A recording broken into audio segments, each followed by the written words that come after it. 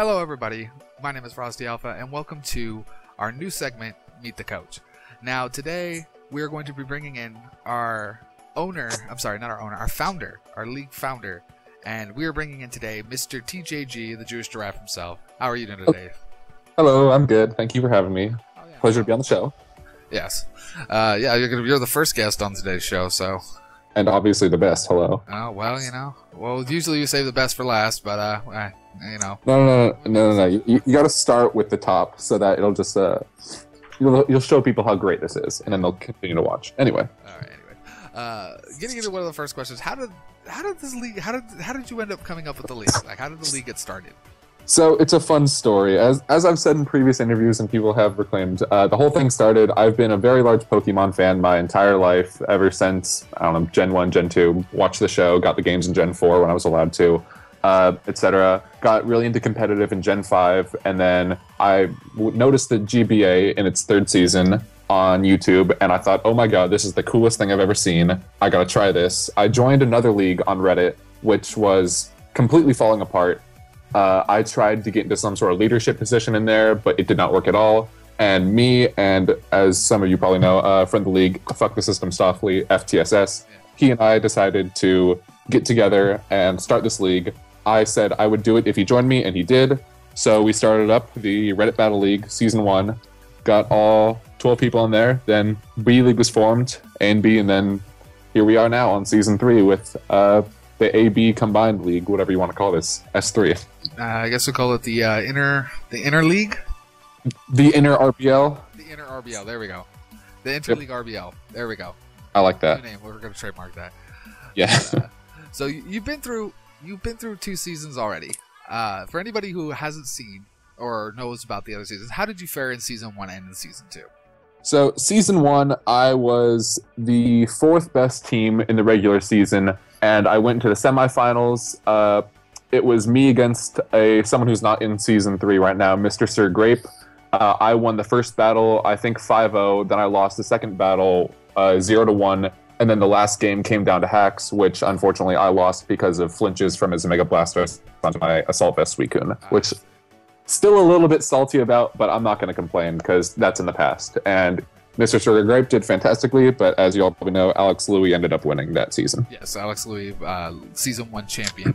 Yes. I'm hoping to get him on, hopefully in this next episode here. But Season 2, I know you fared pretty well. Season 2, I dominated the A-League with my boy Azumarill being the champion, the Godslayer of the league, who I again have this season. We'll get into that. Unfortunately, I was the 3rd best, I think, in the league, but I had a terrible case of the flu during the semifinals, and I ended up just completely losing my first game against Crump. I completely messed up, and then I didn't want to go through another game where I knew I was going to lose just as badly, so I forfeited right off the bat so I could go get some sleep. Yeah, I don't blame you. I do remember looking at that on the posts to see the A-League champions, the A-League semifinals and playoffs going on. I did see that you had forfeited through sickness. Yeah. Do you think if you had not been sick, how do you think you would have fared against Crump? Well, our first game during the regular season, I won 5-0. Even when Crump was undefeated, I went in, I belly jumped up with Azumarill, and I swept his entire team. It was absolutely glorious. The first time I've ever belly jumped with Azumarill, actually, and it worked. And I know for a fact, if I was in a right state of mind, I could have done it again. Yeah. But now we're here. We're Season 3. Yep. Unfortunately, Crump is not coming back this season. No. He decided to take a season off. How do you feel about that? Would you like a rematch should he come back for Season 4? I want a rematch with our original teams. We've already decided that we're going to do that before Season 3 starts, so probably sometime during this off-season, he and I are going to get into another battle. He's coming back as an analyst, though, for Season 3, which I really appreciate him doing. He'll be there for statistics, he'll be there for videos and calling out people, saying what's going well, saying what's going bad, overview of the league. I really hope he comes back in Season 4, because he's a great asset and a wonderful battler, and I always love to see him and what he does with his teams. He's a fantastic drafter, too. I know he kind of got messed up in season 1 with his draft because he wasn't really sure what to pick, and some things were a little bit off, some things were on. He still played well with what he had. Season 2, he had the best draft out of the league, 100%. Oh yeah, he had a really, really dynamite team. But, speaking of drafts, we're gonna go into season 3 here. You went with the not so conventional choices of getting an OU Mega. Now, before we start in with this, why don't I have you explain what changed from season 2 and 1's draft to season 3's draft formatting and how we did that? All right, so season 1 was a complete just go with what you want. Anything was up that wasn't Ubers. That was back when Landorus I was still around, so that messed with a lot of teams. There were no tiers other than you couldn't pick from Ubers. People just had a lot of random things. I mean, Terrakion went in round 10, so that was fun. Season 2, we had our whole tier system where it was all point-based. Just fill up a certain number of points. You couldn't have a certain number of OU. It was OU A, B, BL, UU, RU, NU. And I know a lot of people really didn't like that system. But I originally was not a huge fan of it, but someone had suggested it to me, and that's what the GBA did, and I wanted to follow suit and see how they played it because it played off pretty well for them. Yeah. And it worked somewhat well. I know there were some kind of minor irritations in the B League with everything, and that probably caused a couple people to leave. And it caused, I don't know, some people in the A League to leave because they didn't really understand it. But here we are now, and Season 3, we have it set up in a new way, which I appreciate, where it's just 3 from each tier, except for NU, where we have the, what do we call it? The wild card round. Although I want to change that in the future as well. Me and the mods have been spitballing some other ideas, and I think it'd work a little bit better if we had 2 wildcard positions. So 2 RU, 2 NU, and then 2 wildcards. That actually does bring up a lot of... definitely brings up a really cool way of drafting, especially having 2 wildcard rounds. Now, the wildcard round...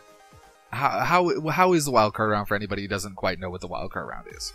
So the wildcard round... Well, I'll just go first and say through... The first round was the mega pick, where anyone could pick OU, UU, or whatever tier mega they wanted. And then, say you picked up an OU mega, then you'd be skipped on the first round of the OU picks. And if you picked a UU one, you'd be in the first round of OU, etc. I'm sure we can all be familiar with that. If you picked one in the UU tier, get skipped from the first round of UU. So wildcard works it so that you can pick up anything UU and below that hasn't already been taken in a new order at the end of it all. And I know a lot of people got some great picks. Some people got some really, really bad picks. I kind of messed up, especially since I got a really bad spot. I was the second to last person to choose. Yeah, that was very bad positioning there. Yeah, I still ended up with Tyrantrum. It's not what I wanted, but it was still fine. So, looking at it, you do have a really good team. Looking at how you did, and you went with the unconventional way. There were a few of you, I do know, Warriors was another one, coach of the Flint Tropius now, the former Miami Heatmore coach.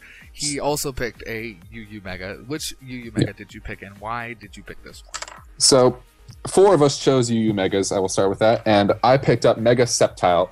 Now, I was spitballing between 2 ideas originally. I wanted to go with Mega Slowbro, but I figured if I went with that, there would be no need for me to have a Zoomerl, because I don't need 2 OU water types, especially when I was trying to pick up Victini as well and get a good Fire Water Grass core right off the bat. So Mega Sceptile was my number 1 pick overall. I know Zach Semirara22 said he was so certain I wanted Mega Aggron, but that wasn't even on my plate. I just, when it got picked, I was like, oh, I could have gotten that. That's cool, whatever. But Mega Sceptile was always on my plate. Base 145 special attack, base 145 speed, base 110 attack. Great move pool. Hits like a truck. I mean, it's weak to ice, but that's still like okay.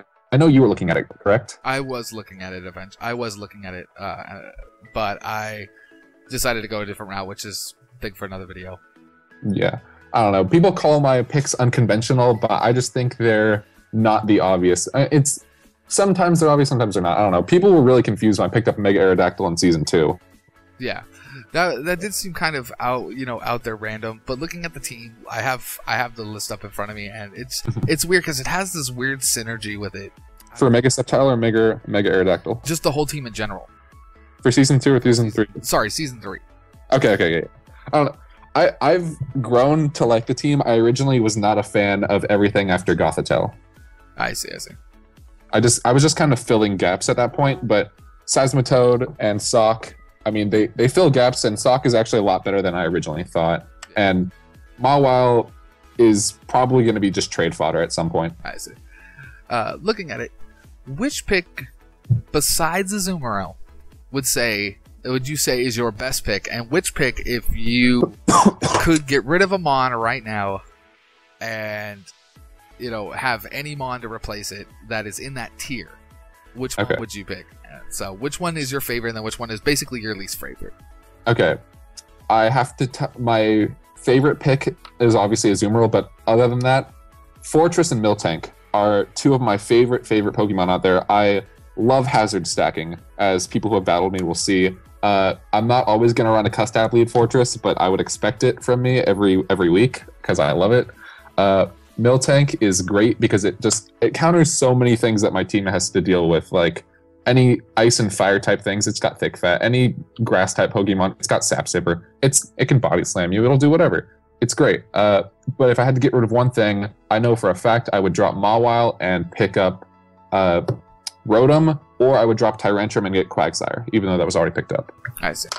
No, that's not a bad pick. Those are not bad picks at all. Yeah. So, looking at it, how do you think you're gonna fare this year against? We're bringing in both the A League. We're bringing what's left of the A League that decided to stick around, and a lot of the B League.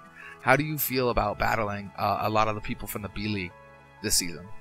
I feel like it's going to be very unpredictable because I've seen most of the videos from the B League, but it's still going to be weird because Season 2, the people I was battling in the A League were primarily people I've already battled, and I knew what their strategies were. I've seen how they worked. But B League, I'm expecting a lot of strange sets, unpredictability, and lots of the NU picks putting in far too much work. Like, for example, on your team, I see Purugly doing so much work, so much damage. That thing is a powerhouse. That is why I chose it. So yeah. But looking at it, which coach out there right now do you have the most respect for? Like, which one, if you were to look up to a coach or look to a coach to help you build or prepare for a week, which coach do you usually run to have you help you?